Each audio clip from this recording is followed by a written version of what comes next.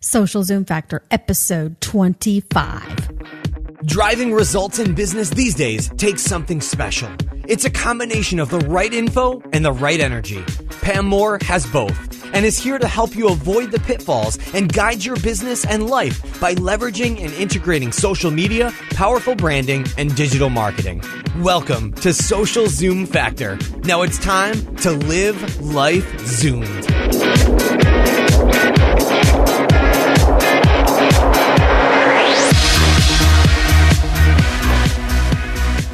Hey there, Zoomers. Welcome to Social Zoom Factor. This is your host, Pam Moore. I hope you are just out there rocking it today and making that business and life go Zoom. I know so many of you are so busy. I just want to remind you that your most valuable asset that you have in your life and in your business is time. And we all have the same 24 hours within a day. And so it's up to you each and every day how you're going to use that time. You can check out the podcast, which I talked about the need to quit making up excuses. And if you're having one of those days and you haven't listened to that podcast, go listen to it. All right. Today we are going to do some serious myth busting about social media. Social media is one of those things that every time you turn around, you're hearing some type of story, some type of myth, and usually it is completely different and opposite of what you just heard yesterday or the day before. And it gets really hard to separate fact from fiction. Can you relate? And if you're an experienced social marketer, you know the realities of social media. You know what it takes to achieve results. You know what it takes to align and integrate it to your business. You know that there is no quick fix or magic pill, and there is no cookie cutter solution that any business is using that you're going to be able to implement into your business and have results overnight. Facebook likes, clicks, Twitter followers, none of that is going to help you meet business goals without a plan for how you're going to achieve those goals. But what about the new kids on the block? I work with many of you, so I know how you feel and what is keeping you up at night. I know that many of you are experienced marketing and business leaders. You're not new to the business world, but you may be new to the social world, and that is fine. And I always say that the only dumb question, remember, is the one that doesn't get asked. So you need to keep asking questions. That's the only way you're going to learn. And that's why we opened up the Ask Pam line, where you can ask me a question. You simply leave a voicemail and we will start playing those questions and answering them live on the show. You can simply go to socialzoomfactor.com/askpam to check it out. But I know the questions that you're asking, and I know the lies and the myths that you are being told, or the assumptions that you are making that are far from truthful when it comes to integrating social and how you're going to ever achieve real objectives. So the purpose of this podcast today is to highlight some of those myths, lies, and false hopes and fairy tales. All right. This podcast today is not meant for those folks who could go write a book or a blog post on each one of these myths. Instead, this is targeted at some of the newbies to social media and maybe to some folks who just aren't seeing the results that they want to see. So it could be very experienced business leaders that know how to rock traditional marketing and other mediums, but are for some reason just struggling with integrating social media into their business. So the first thing I want to say is that your worth on this planet is not measured by a high clout score, an influence score, or 100,000 Twitter followers. Just because you may not know the first, second, or third thing about social media, social business, social listening, campaigns,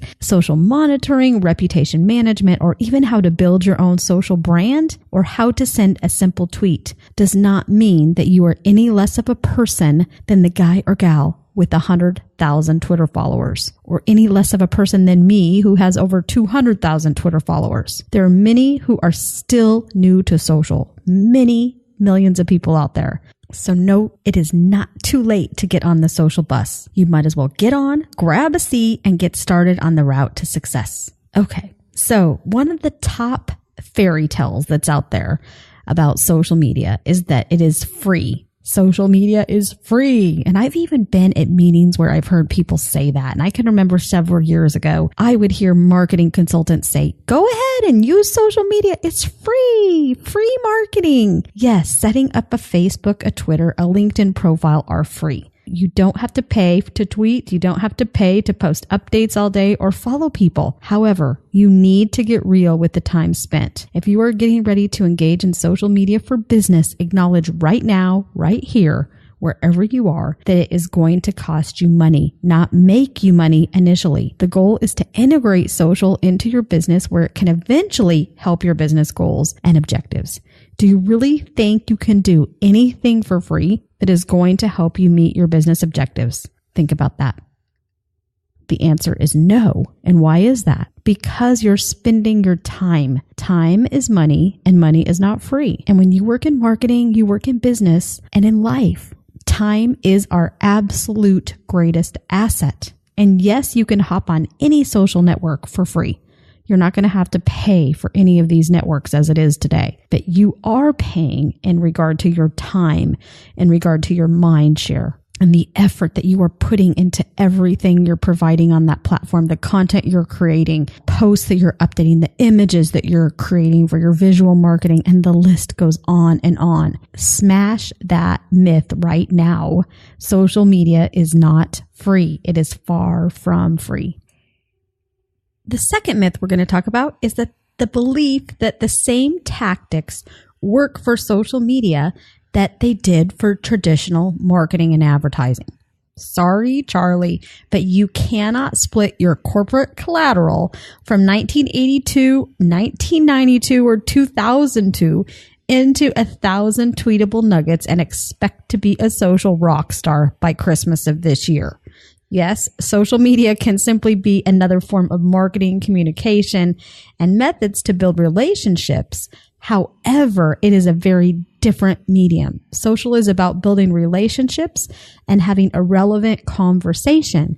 And a conversation happens between two people. It's very different than the days of pushing out noise. It's very different than just the conversations of one to many, where you're just pushing out a message and hoping it gets there, with traditional media measurements and looking at eyeballs and ears. With social, we're truly about connecting with people and building relationships. So the days of using only one-to-many communications, blasting noise with no value, are truly starting to come to an end, and your audiences are absolutely demanding more. Number 3 is no need to plan, just be social. You'll hear a lot of people say, it's just about engagement. Just get out there and engage. I agree 100% that we need to engage, because in order to build relationships, we must be communicating. We must be talking. We must be caring. We must be listening, doing all those things that I always talk about on this podcast if you listen to me often. But the fallacy out there is that all you need to do is engage, and you need to just start being social. And it's not about doing social or even being social. It's about being socially relevant. So don't do social. Don't just be social. Be socially relevant. And many agencies and consultants who have simply pushed their clients to just be social have unfortunately pushed their marketing directors who hired them usually out of their job, because within about 6 months of following this just be social plan, they wind up with 0 business results because they never align to business objectives.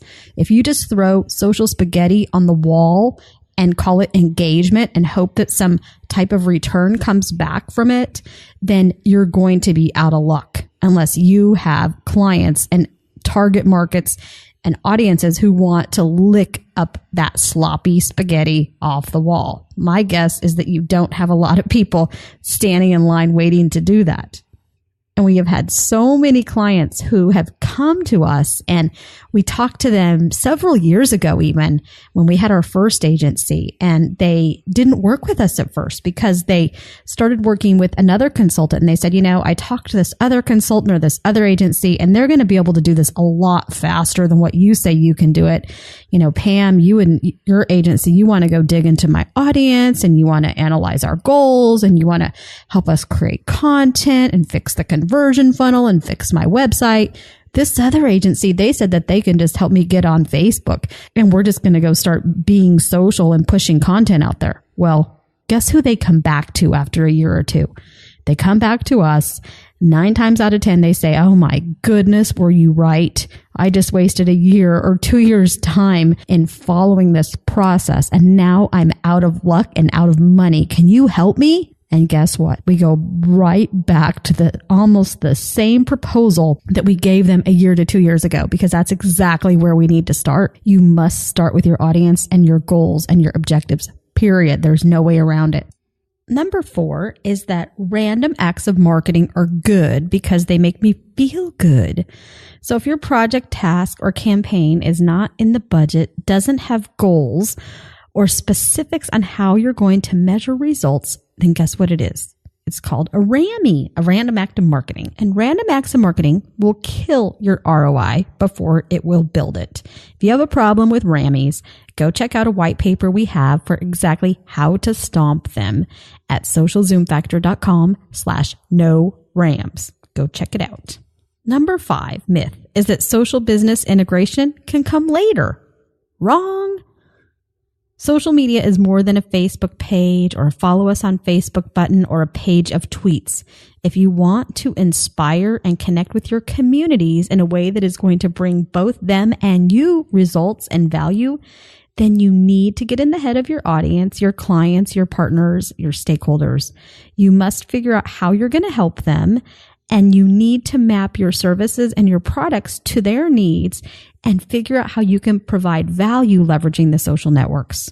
So the better you can integrate social media into your business, into your sales processes, your customer service processes, your marketing, the better you're going to be able to connect with and serve your clients. That right there, my friends, is the secret sauce to ROI, is aligning everything you're doing to your business. Integrate it into the DNA of your business, period. Number 6 myth is that it's okay if social media consumes my life. I need to just give up the dream of actually having a life outside of Facebook or outside of my face being face planted into my smartphone or my tablet or my Android, my iPhone, whatever device of choice you have at the moment.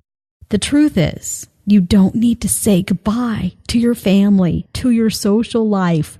It's all about boundaries. And I encourage you to check out some of the podcasts I've done and some of my recent blog posts on this topic. And I've talked a lot about the value of the time that you're spending online. I did a podcast recently. It was one of my special Sunday edition podcasts. It was only 10 minutes long, talking about the value of the time that you spend online and making sure that your time is of value. And is your social media addiction really providing value? You need to really think about that. And if you have a family and you have kids, you need to go check out handsfreemama.com and read Rachel's story there, who founded this revolution. She also has a book, and I by no means am getting paid for this endorsement of her. I just love her to death, and she truly helped transform our family. But she's all about just finding value in your life and turning off the phone and living in the moment. And so you need to, if you are feeling addiction coming on with social, if you are feeling like you can't get away from it, you have to make the effort to get away from it. You have to build a plan to get away from it, because it's not going to push you out. You're not going to log on to Facebook at midnight and Facebook is all of a sudden going to go, nee, nee, nee, nee. You can't come on here, Pam. It's actually going to do the opposite. It's going to say, come on, 5 more minutes. Come on, come do this stupid survey at midnight that I'll tell you where you should live. I'll tell you what you should eat. I'll tell you what you should drink. Who knows what you're doing at midnight, but you don't need to be on Facebook then. And you don't need to be on Facebook all day on a Saturday when your kids are staring at you wondering, where's mom or where's dad? All right, I'm off my soapbox now, but get a life. It's up to you to get a life. You don't need to be addicted. Number 7, the corner office will never buy into social media. Wrong. If you're having a problem selling your corner office on social media, quit selling them on social media. and do what I talked about earlier. Integrate social into your business and solve those business problems first. Don't go sell your CEO on Twitter and on Facebook and on LinkedIn. Quit selling them those things. Go download a strategy that I've developed for you to create your own social business strategy. Go to socialzoomfactor.com/social business plan, and it will give you a template to start laying out that foundation so that you can then have an educated discussion with the C-suite, with your CEO, with your stakeholders that aligns that conversation to business goals. It's a must, my friends. Number 8 myth is that you have to tweet what you ate for lunch. Wrong again. This should come as relief to many of you who I know are afraid to get online because you don't want to talk about what you ate for lunch because you may have had a lot to eat for lunch, or you just may not want to share it with everybody because it may be so boring. I don't know your reason, but you don't need to share what you ate for lunch. And check out the podcast I did on authenticity versus transparency. It will really help you with this topic. Next one is, if you don't know what to tweet, just spam. Wrong again. If you want to inspire and connect with your audiences, then you must take the time to know them. So take the time to plan, put a plan together for your content marketing, develop an editorial calendar so you know what you're going to tweet and write about, what you're going to put to Facebook, and all of those great things. You can download my editorial calendar template at socialzoomfactor.com/calendar. And this is one of the mistakes that I see a lot of small businesses make, and particularly tech startups. Okay. So they wait until the last minute to put together their social media plan, and they are a week from launching, or a lot of them I see, it seems like they're like a day away from launching or the day that they launched. And since they don't have a plan, all they did was jump on Facebook, because one of those consultants or agencies I talked about earlier in the podcast that just says, just go be social, probably help them set up that Facebook page or that Twitter profile, and maybe even a silly blog that goes along with it that has no content on it. And what do the first day they launch? They hop on Twitter. They maybe, if they're lucky, have 20 followers that are probably spam bot accounts. And they hop on there and they start spamming. They get a list of the influencers and they start tweeting people. I know, because every day I wake up, I look at my Twitter feed and I have a whole string of these people saying, Pam, will you please tweet this? Will you please tweet my new app? It's going to be the best thing ever. Can you tweet this link to this new social network? It's going to bust Facebook into pieces. And please go to this crowdfundme, whatever crowdfunding site of the moment it is, and fund my project. The truth is, any of these marketing and business leaders that are having to tweet these things at the last minute have no plan. And if they have a plan and they think this is their plan, they have completely and utterly failed. So do not fall into this trap, because what happens is they are complete spammers and they don't even realize how bad they're spamming, because they think they're just being social, but really they're not being social because they're not providing value to anybody. They're just talking about themselves. All right, let's move on. Next one is, your online brand can be executed exactly like your offline brand. I can't tell you how many times I've heard this. Just because your brand palette has the mauve color your founder chose 20 years ago, it doesn't mean you have to use it as a core color on all of your online and digital marketing assets, all right? Please hire a professional agency, consultant, designer who can help you develop a social brand that represents your business and your brand identity, but does not look like it should be the shower curtain on the Leave It to Beaver show. You know what I'm talking about? And I know I'm dating myself, and I used to love that show. And I think it was actually in black and white. So really, I don't know if you would even see anything mauve on that show, but you get my point. Develop your brand strategy, develop your brand architecture, and make sure that it represents you. Make sure that it helps you shine, not weighs you down.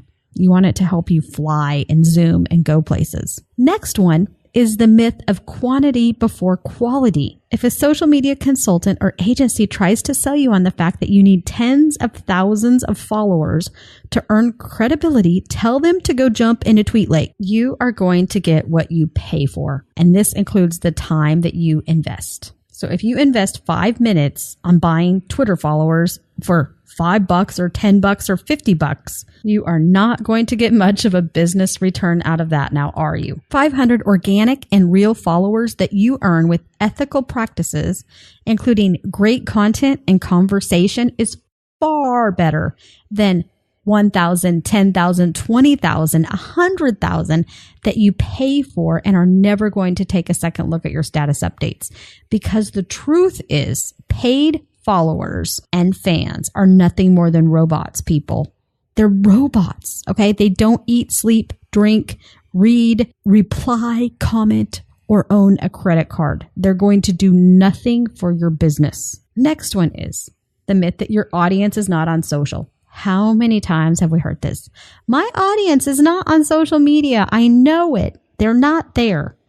I have so many case studies where we have been able to prove business is wrong. I mean, we're talking CEO level people who have told us our business customers are not on Facebook. They are not on LinkedIn. They are not on Twitter. And we have been able to go do the research for their particular demographic. We do some matchbacks with their database and determine exactly what social networks they are on. So if you think your audience is not on social media, I challenge you to do the double click and research if your assumed statements are true, because chances are it's false. At minimum, there are probably influencers and strategic partners within your business ecosystem and niche that are actively engaged in social media in some capacity and can help you influence the minds and hearts of your target audience. Next one is that you're so far behind that you must get there overnight or you're never going to catch up. Does this sound familiar? Don't even think twice about believing this statement if anyone threatens you with it. And some agencies and consultants will throw huge price tags at you and tell you, you've got to do this now within the next 3 months. And, we'll have to put a massive army on this project to make this happen. The truth is, if you have been off the social networks for this long, you might as well just take your time on getting on there the right way. Because once you get on Facebook, once you set up Twitter, Google+, all these things, it's a lot harder to unplug actually than it is to plug in. Yes, you can turn them off, but you know what? Your clients are going to be there. Your stakeholders are going to be there. You're going to have your partners connected with you. So take the time to slow down, take a deep breath, and chances are that Facebook will still be there next month and the month after, and even in another 90 days from now. So just take your time to plan and do what's right. Make sure you know your audience, map your objectives, and develop content that's going to help you connect with the right folks. Not just getting on Facebook. Getting on Facebook or Twitter is not our goal, remember? Next one is the myth that social buzz is a good measurement of results. Don't get caught up in this. And I just did a podcast on this as well of how to move from social media buzz to social media bucks. So I encourage you to check out that podcast. It was really enlightening for a lot of people. I've gotten a lot of great feedback on it. Next one is the heartbeat of social is not people, it's technology. Wrong. Social media will not work without technology. However, it also will not work without people. Think about this. We could have the greatest technology on the planet, and we already do, for social media. However, if you don't have people to interface, people to talk, people to post, people to tweet and engage with one another, it's all for nothing. So unless you have a plan for how you are going to inspire and connect with your audiences, then it's all for nothing. And the business leaders and marketing leaders who are seeing the greatest success are the ones who learn this early on, because you can never go wrong by investing in human beings. So you want to invest in your communities and invest in the human beings within them. And the last one I'm going to talk about is the myth that the money is just going to come magically, that somehow there's going to be this ROI fairy that's going to show up at your front door one morning and is just going to deliver you the ROI you've been dreaming about. Wrong. There is no ROI fairy, my friends. And the only way that you are going to achieve ROI on your results in marketing and business with social media is if you plan for it. You're going to get out of this life and out of your business what you put into it. So make sure that you plan that conversion funnel. Make sure you're integrating it into the areas of your business that you can see a return. Take the time to do the hard things. Integrate social media into your email marketing program as an example. Integrate it into some events that you have coming up. If you have a huge event that's coming up, make sure you integrate social into that event and make sure you don't wait until the day before the event. Start planning months before the event. How can you leverage social to turn up the volume? How can you leverage social to get more people in seats, more butts in seats? How can you leverage social to invite and engage your partners to join you at the event, to give them a sponsorship, help them become part of a tweet chat? I mean, I have a million ideas to help you with these things. How can, once you get to the event, you ensure that there's a conversation going on and that people are connecting when they're sitting there watching a keynote presentation and they're all sharing it out to their audiences? Okay. Events is one of those examples that it's all about the OPC, other people's content, other people's community. And that's one of the greatest things that you can do within social media is to make sure you're tapping into the power of the OPC. Not exactly the same as the OPP, you know me, but similar, right? So I have a future podcast coming up on how to better integrate social into some of your events. So make sure you check that out. But that's all I have for you today. And we talked through some myths, and I hope that we busted those myths right to the core. And I hope that I have inspired you to maybe get your Zoom on when it comes to social media and not be afraid of some of these things. And just remember, the only dumb question is the question that doesn't get asked. And don't be afraid to ask questions. If it sounds funny, trust your gut. It probably isn't going to work. Do your research. Find a group of trusted leaders within your industry, within your niche that you can lean on. Check out things like our Get Real chat, our Twitter chats that are on every Tuesday night at 9 p.m. Eastern time. We have a global audience that gets together and hashes out these things. We get real on these topics every single week. And it's a community that's been together for 3.5 years. So I encourage you to check that out, whether you are a newbie or whether you are a veteran, and tap into the power of community to help your business and your life go Zoom. Thank you so much for listening today. I really am honored that you spent almost 30 minutes with me, and I hope that you have an absolutely amazing and productive week. That's a wrap. If you're ready to Zoom your business and Zoom your life, then don't let the end of this episode be the end of your journey. Visit socialzoomfactor.com/Zoom for incredible free resources and guides. And be sure to join the Social Zoom Factor mailing list so you never miss an episode. We'll see you next time on Social Zoom Factor.